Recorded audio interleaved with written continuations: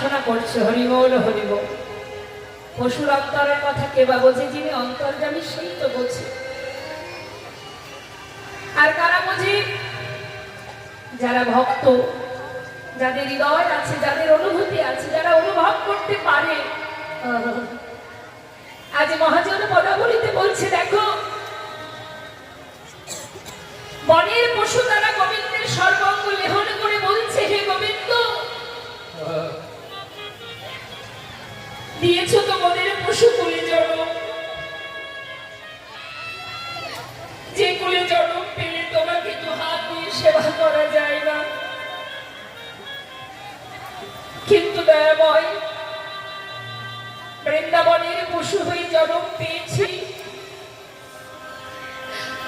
তোমাকে কাছে পেয়েছি, সঙ্গী রূপে তোমার সঙ্গ লাভ করতে পেরেছি। তাই আজ তোমার চরণে জানিয়ে রাখি দয়াময়, জাতি যেমন নিজে হাতে সেবা দেয়, আমরা তো পারি না। তাই জানি না এরপরে আবার কোন জন্ম আছে কিনা। যদি আবার জন্ম থেকে থাকে,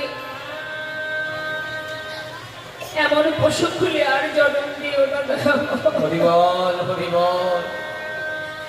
যেগুলি জন্ম পেলে তোমার নাম করা যায় না, যেগুলি জন্ম পেলে তোমার একটু হাতে ধরে সেবা করা যায় না, সে জন্ম আমাকে আর দিও না।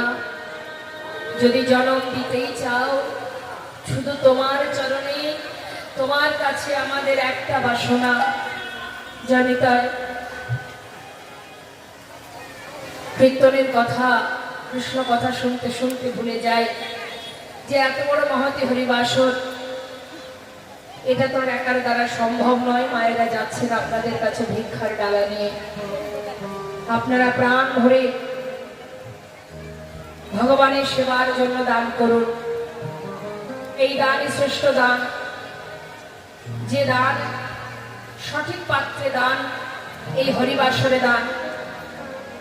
দান